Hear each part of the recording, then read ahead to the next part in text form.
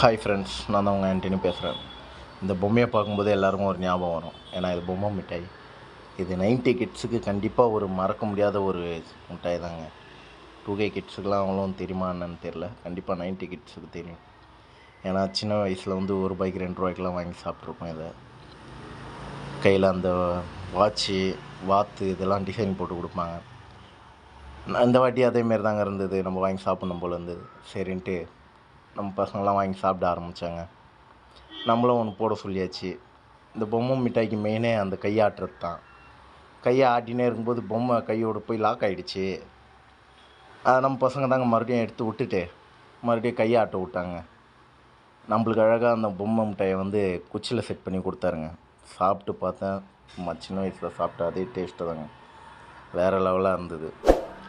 இந்த பொம்மை மிட்டாய் யார் யாருக்கு பிடிக்குமோ இந்த வீடியோவுக்கு லைக் பண்ணுங்கள், ஷேர் பண்ணுங்கள், சப்ஸ்கிரைப் பண்ணுங்கள். பாய்.